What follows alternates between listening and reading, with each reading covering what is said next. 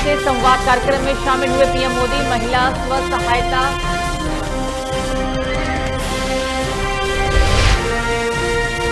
राहुल ने सरकार पर लगाए गंभीर आरोप। पहली बार राज्यसभा में सांसदों की हुई पिटाई।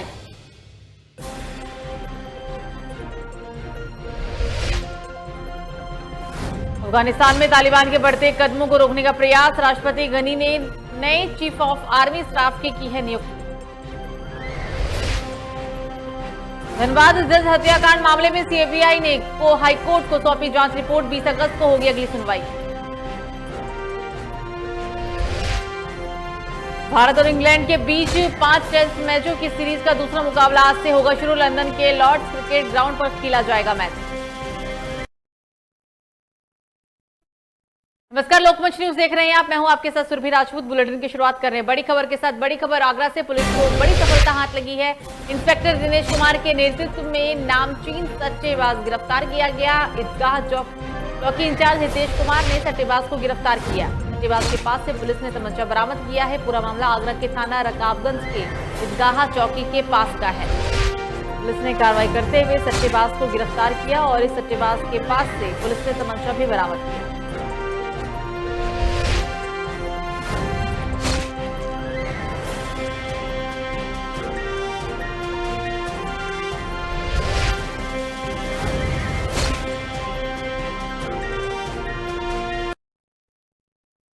तो बस्ती में तेज रफ्तार का कहर देखने को मिला। कंटेनर में पीछे से कार जा घुसी। इस हादसे में 5 लोगों की दर्दनाक मौत हो गई। एक की हालत गंभीर है और एक बच्चे को भी बाहर सुरक्षित निकाल लिया गया है। ये पूरा मामला पुराना चौराहा कटिया के पास का है। खतरनाक हादसा। इस हादसे में 5 लोगों की मौत हो गई। एक की हालत गंभीर। एक बच्ची को सकुशल कार से बाहर निकाल लिया गया।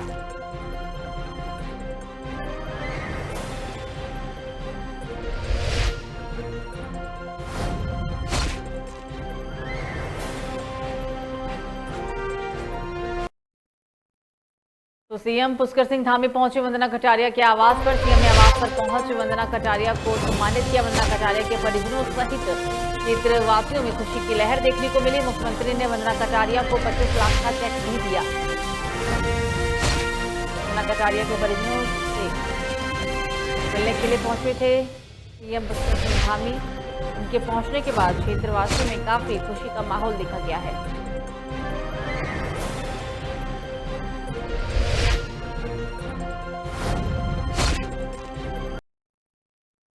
तो जालौन में जमीनी विवाद को लेकर हुई फायरिंग के बाद गांव में दहशत का माहौल। खरीदे प्लॉट पर कब्जा न मिलने को लेकर हुआ था पूरा विवाद। पत्थरबाजी के बाद हुई फायरिंग। पुलिस ने दोनों ही पक्ष के लोगों को हिरासत में लिया। पूरा मामला कोतवाली इलाके का बताया गया। जमीनी विवाद को लेकर ये फायरिंग हुई थी। इस फायरिंग के बाद गांव में दहशत का माहौल है। हालांकि पुलिस ने कार्रवाई करते हुए दोनों पक्षों के लोगों को हिरासत में ले लिया है।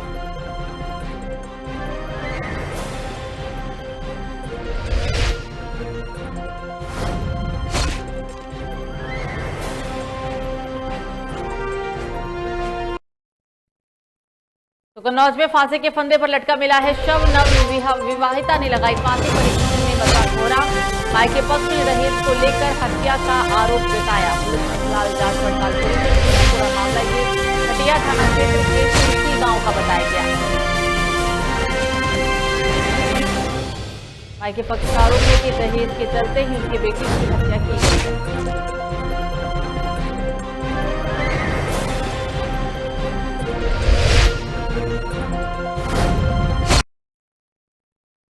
तो अगली बड़ी खबर कासगंज से। कासगंज में एक बीओ का शव संदिग्ध अवस्था में पड़ा हुआ मिला। शव लटकने के बाद हालांकि इलाके में सनसनी फैल गई। परिजनों के मुताबिक बीते बुधवार की शाम से वो घर से गायब था। खोजबीन के दौरान उनका शव जो है वो पेड़ के पास लटका हुआ मिला है। फिलहाल पुलिस ने शव को कब्जे में लेकर पोस्टमार्टम के लिए भेज दिया है और मामले की छानबीन में जुट गई है।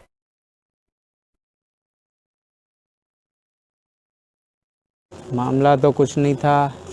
सुबह को इन्होंने खाना खाया, दोपहर में ये मक्का बेचने गए, शाम को दवा दिलाने गए।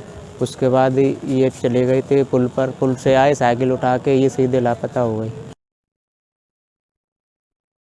तो एडीजी जोन एसएन सावत ने लोकमंच न्यूज के यूपी ब्यूरो चीफ से बातचीत की है। एडीजी का कहना है कि आतंकी हमलों से निपटने के लिए उनकी पुलिस पूरी तरीके से मुस्तैद है और अराजक तत्वों की अगर बात की जाए तो हर मंसूबों को फेल किया जाएगा। 15 अगस्त की तैयारियों पर उन्होंने क्या कुछ कहा है, सभी जिलों के कप्तान को सतर्क रहने के निर्देश भी दिए गए हैं और साथ ही मुहर्रम को लेकर भी जो गाइडलाइन जारी की गई है उसका पालन कराया जाएगा। और क्या कुछ कहना था एडीजी का, आइए आपको सुनाते हैं।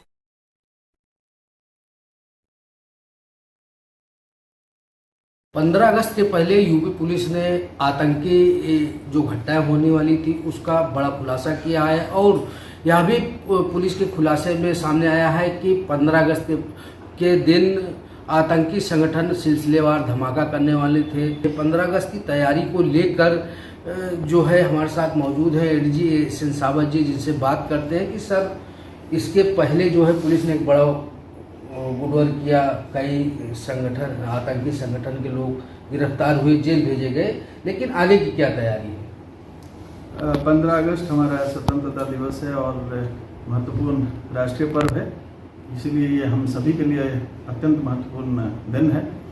तो उसके लिए जोन में समस्त जगह पे सतर्क कर दिया गया है, उसका होमवर्क शुरू कर दिया है लोगों ने और जो महत्वपूर्ण स्थान होगा वहाँ पे प्रॉपर डिप्लॉयमेंट रहेगा, वहाँ पे चेकिंग फ्रिस्किंग आदि जहाँ जहाँ पे करना चाहिए वो सब, और जो ऐसे तत्व है जिन पर निगरानी करने की आवश्यकता है वो सब किया जा रहा है। जी बिल्कुल, एडीजी एसएन सावत जी का कहना है कि 15 अगस्त की तैयारियों को लेकर पुलिस पूरी तरह मुस्तैद रहेगी। वहीं मुहर्रम जुलूस जो है, जो कोविड गाइडलाइन जारी किया गया है उसके तहत ही मुहर्रम मनाया जाएगा। फिलहाल जिस तरह से पुलिस की सख्ती नज़र आ रही है उससे 15 अगस्त और मुहर्रम में अराजक तत्वों के मंसूबे कामयाब होने वाले नहीं हैं। आसिफ बेग, लोकमंच न्यूज, लखनऊ। मामला तो कुछ नहीं था। तो समाजवादी कार्यकर्ताओं ने नगर निगम मुख्यालय का घेराव किया है। आपको बता दें कि मुख्यालय पर बड़ी संख्या में सपा कार्यकर्ता पहुंचे। नगर निगम कार्यालय में समाजवादी कार्यकर्ता जमकर नारेबाजी करते हुए नजर भी आए। सपा ने नगर अध्यक्ष सुशील दीक्षित और रविदास महरोत्रा के नेतृत्व में ये पूरा प्रदर्शन किया गया। राजधानी लखनऊ के नगर निगम के दूषित पानी से लेके बालू अड्डे पे 2 बच्चों की मृत्यु को लेकर इस समय समाजवादी पार्टी का विरोध प्रदर्शन चल रहा है। हमारे साथ रविदास महरोत्रा मंत्री मौजूद है, इनसे जानते क्या है पूरा मामला। तो क्या है पूरा मामला ये बताइए। बालू अड्डा में सीवर का पाइप, पानी के पाइपलाइन जोड़ दिया गया, जिसके कारण से पूरे बालू अड्डा में गंदा मैला दूषित पानी आ गया, जिसके कारण से 2 बच्चों की मौत हो गई और 125 से अधिक बच्चे बीमार हो गए हैं, जो जीवन और मौत से संघर्ष कर रहे हैं। पूर्ण रूप से प्रदेश सरकार की लापरवाही क्षमता है, जिसके कारण से लोगों के घरों में सीवर का गंदा पानी आ गया। सरकार जिम्मेदार है, इसलिए हम लोग ये मांग कर रहे हैं कि जिन 2 बच्चों की मौत हुई है उनके परिवार के लोगों को 20 लाख रुपया और जो बच्चे बीमार हुए हैं उनको 10 लाख रुपया तत्काल रूप से सरकार मुआवजा देने का काम करे और बालू अड्डा में नई पाइपलाइन पूरी पड़े और जो भी इसमें दोषी और जिम्मेदार अधिकारी हैं जिनके कारण से सीवर का पाइप जो है पानी के पाइप में जोड़ दिया गया, उनके खिलाफ कड़ी से कड़ी कार्रवाई होनी चाहिए। तो कहीं ना कहीं लगातार बालू अड्डा का मुद्दा गर्माता चला जा रहा है और जिन लोगों की बच्चों की मृत्यु हुई है उनके पीड़ित परिवार को मुआवजे के रूप में देना चाहिए, ये समाजवादी पार्टी की मांग है। राजधानी लखनऊ से निखिल रस्तोगी, लोकमंच। तो वहीं लखनऊ में समाजवादी पार्टी के इसौली विधायक अबरार खान ने कहा है कि चापलूसों से घिरे रहते हैं नेता। सपा के ब्राह्मण कार्ड पर भी किए गए सवाल पर उन्होंने आजम खां के मामले को लेकर अखिलेश यादव को कटघरे में खड़ा किया। क्या कुछ कहना था, ये आपको सुनाते हैं। 2022 चुनाव को लेकर भले ही तिथि घोषित नहीं की गई है, लेकिन सभी राजनीतिक दल अब चुनाव मैदान में कूद पड़े हैं और 2022 के चुनाव की तैयारी में अब राजनीतिक दल जात पात की राजनीति भी कर रहे हैं। हमारे साथ मौजूद हैं बेबाक बोलने वाले इसौली विधायक अबरार अहमद, जिनसे बात करते हैं कि जिस तरह से चुनावी माहौल चल रहा है, क्या लग रहा है आने वाला समय किस तरह होगा? समय कुछ नहीं, खुशामद खोई होगा, उस चलेगी न वर्कर की कोई कदर है न कुछ है। पार्टी में भी बिरादरीवाद है, हर चीज़ है। खुशामदखोरों की भरमार है।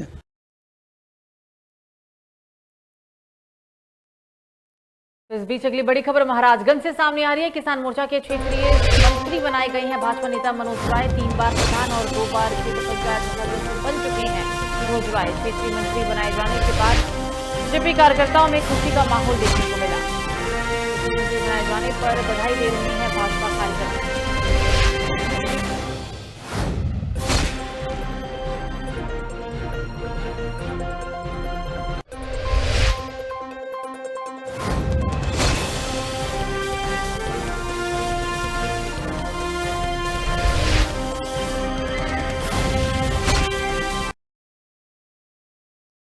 तो पन्ना जिले के खनिज कार्यालय में प्यून के पद पर पदस्थ कर्मचारी गुलाब खां की बीती रात संदिग्ध परिस्थितियों में मौत हो गई, जिससे पूरे नगर में सनसनी फैल गई। आपको बता दें कि बेटी के ससुराल पक्ष एवं बहू की तरफ से धमकियों के कारण ही उनका मानसिक तनाव में ग्रस्त हो गए थे। मृतक की बेटी का कहना है कि ससुराल पक्ष के से ससुर दोनों सालों से उनके साथ संबंध भी अच्छे नहीं हुए थे। इनके बाद ये राजा पेट्रोल पंप के सामने स्थित गैराज की दुकान पर पहुंचकर गाली गलौज किया गया था। शायद यही वजह उनकी मौत की हो सकती है।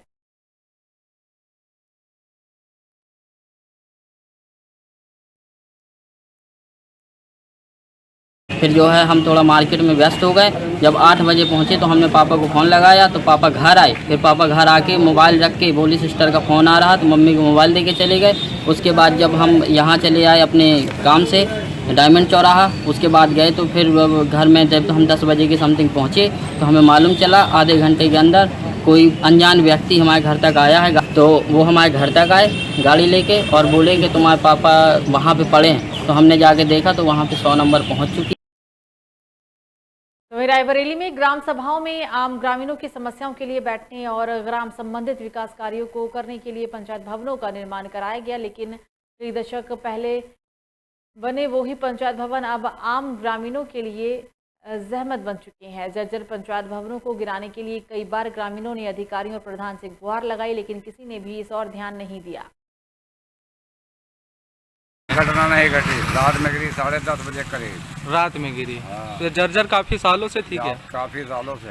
ये जो सामने बिल्डिंग है ये भी जर्जर दिख रहा है? जर्जर है काफी सालों से। तो ये टूटनी चाहिए कि नहीं? ये टूटना चाहिए साहब, ये टूटनी चाहिए। और फटी है, पूरा दीवार फटी है। इसके लिए प्रधान जी डीएम साहब से और भी जो उच्च अधिकारी थे उनके लिए बातचीत की, लेकिन अभी तक ये क्यों नहीं गिराई गई? अब गिराया प्रधान जाने, हम कहा जाने, हम कहा गिरा दे ससुरी का। तो रायबरेली में ग्राम सभाओं में आम ग्रामीणों की समस्याओं के लिए बैठने और ग्राम संबंधित विकास कार्यों को करने के लिए पंचायत भवनों का निर्माण कराया गया था, लेकिन कई दशक बीत जाने के बाद भी अब हम पूरा मामला ये आपको बता रहे हैं यूपी के रायबरेली से ही, जहां कानून व्यवस्था डामाडोल दिख रहा है। हत्या, लूट, चोरी जैसी घटनाएं लगातार यहां पर बढ़ती ही जा रही है। पुलिस अपराधियों पर शिकंजा कसने का दावा तो जरूर करती है, लेकिन ये दावे यहाँ सिर्फ खोखले साबित ही हो रही हैं। ताज़ा मामला रायबरेली से सामने आया है, जहां पर घर से निकलकर पान की दुकान पर खड़े एक अधेड़ को उसी के गांव के एक युवक ने ताबड़तोड़ फायरिंग कर मौत के घाट उतार दिया। फायरिंग की आवाज़ पर आसपास के मौजूद लोग वहां पर इकट्ठा हो गए और इस घटना की सूचना पुलिस को दी। हत्या कर दी गई है। इसमें जानकारी की गई तो ये मालूम चला कि जो मृतक है उनका नाम शंभुनाथ है और उनके पड़ोस में ही रहने वाले जो दूर के रिश्तेदारी में उसके भतीजे रखते हैं दिलीप यादव, उसके द्वारा शंभुनाथ की गोली मारकर हत्या कर दी गई। अभी तक प्राथमिक पूछताछ में ये बात सामने आई है कि अवैध संबंधों को लेकर ये घटना घटित की गई है। इसमें और विस्तृत जांच और पूछताछ की जा रही है। बॉडी को पोस्टमार्टम हेतु भेज दिया गया है और दिलीप की गिरफ्तारी के लिए टीमें लगा दी गई हैं। जल्द से जल्द उसे गिरफ्तार कर लिया जाएगा। तो नाव में वर्दी में शराब पीते होमगार्ड का वीडियो वायरल। तैनात होमगार्ड का वीडियो वायरल हुआ है। अभी तो बातचीत शुरू हुई है, बीच का ये पूरा वीडियो बताया गया। कप्तान के आते ही होमगार्ड वो बेलगा वर्दी में तो होमगार्ड का शराब पीते हुए वीडियो वायरल हुआ है। गाना बज रहा है, अभी तो बातचीत शुरू हुई है। होमगार्ड से वीडियो वायरल होने के बाद प्रशासन पर सवाल उठ रहे हैं।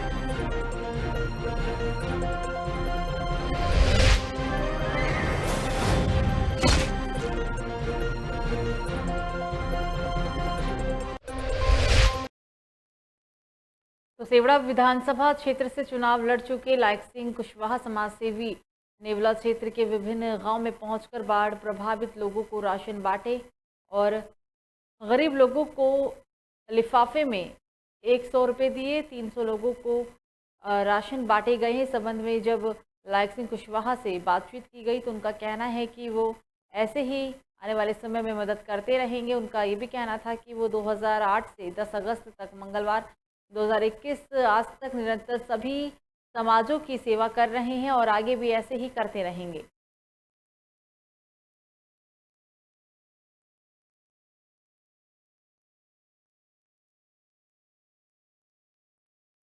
तो खबरों में आगे बढ़ेंगे और अब बात करेंगे मध्य प्रदेश की राजधानी यानी भोपाल की, जहां राजधानी में धोखाधड़ी के मामले थमने के नाम नहीं ले रहे हैं। इसी क्रम में गांधीनगर थाना पुलिस ने ग्वालियर निवासी एक व्यक्ति की शिकायत पर मेडिकल कॉलेज में दाखिला कराने के नाम पर 2 युवकों के खिलाफ ठगी का केस दर्ज किया। पुलिस मोबाइल नंबरों के आधार पर फरार आरोपियों की भी तलाश कर रही है।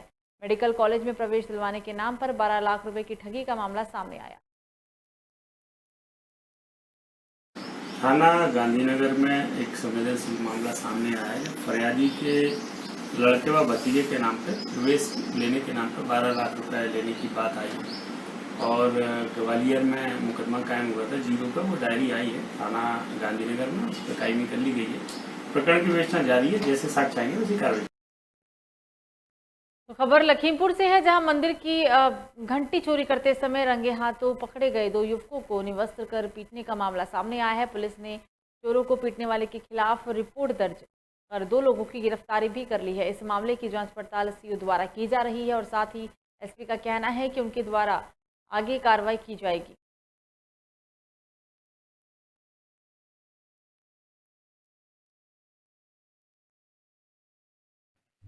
थाना गोला क्षेत्रांतर्गत जलालपुर गांव में कल दिनांक 10 अगस्त को 2 व्यक्तियों को मंदिर में चोरी करते समय गांव वालों ने रंगे हाथों पकड़ लिया।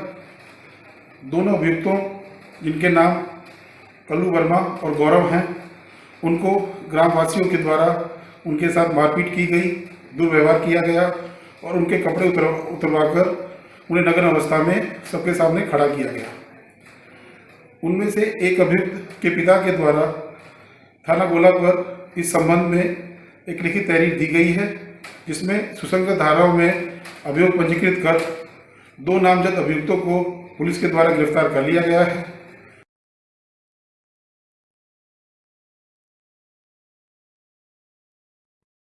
खबर लक्सर से है। प्रदेश के मुख्यमंत्री पुष्कर सिंह धामी आज कानपुर दौरे पर पहुंचे। सीएम ने राजकीय कन्या महाविद्यालय दल्लावाला का शिलान्यास किया। प्रदेश के उच्च शिक्षा मंत्री कार्यक्रम में उन्होंने शिरकत भी की। विधायक कुंवर प्रवण चैंपियन की प्रशंसा की गई है। इस दौरान मुख्यमंत्री ने 3 करोड़ 50 लाख की लागत से बनने वाले राजकीय कन्या महाविद्यालय का शिलान्यास किया।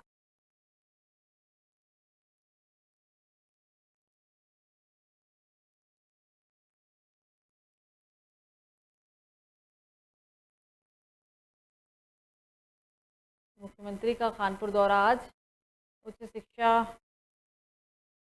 मंत्री उनके साथ मौजूद दिखे हैं। आप ये दौरे की तस्वीर देख रहे हैं जब मुख्यमंत्री लक्सर पहुंचे थे। लक्सर दौरे पर आज वो पहुंचे। इस दौरान मुख्यमंत्री ने 3 करोड़ 50 लाख की लागत से बनने वाले राजकीय कन्या महाविद्यालय का शिलान्यास किया और इसके अलावा 4 नल्लू, जिसकी लागत लगभग 2 करोड़ 54 लाख रुपए बताई गई है, उसका भी शिलान्यास किया गया है।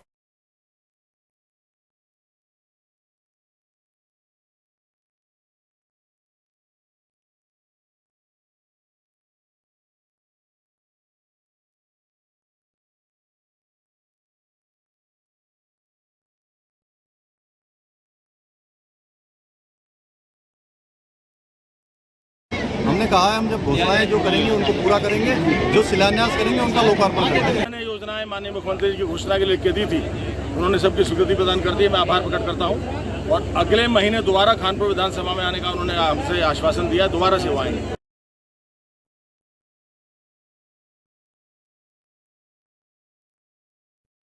तो इस बीच एक बड़ी खबर एटा से सामने आ रही है। एनएसजी कमांडो के बाद पत्नी ने भी सुसाइड कर लिया। 2 दिन पहले ही फौजी अरविंद चौहान की परिस्थितियों में मौत हुई थी और अब 2 दिन बाद उनकी पत्नी ने आत्महत्या कर ली है। आपको बता दें कि आज उनकी पत्नी ने फांसी लगाकर आत्महत्या कर ली। 2 दिन पहले ही फौजी अरविंद चौहान ड्यूटी के दौरान संदिग्ध अवस्था में मृत पाए गए थे।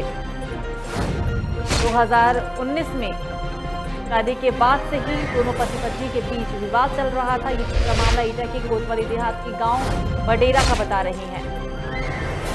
अरविंद चौहान ड्यूटी के दौरान संदिग्ध परिस्थितियों में उनकी मौत हो गई थी। अब 2 दिन बाद उनकी पत्नी ने आत्महत्या कर ली। 2019 में शादी के बाद से ही दोनों के बीच विवाद चल रहा था।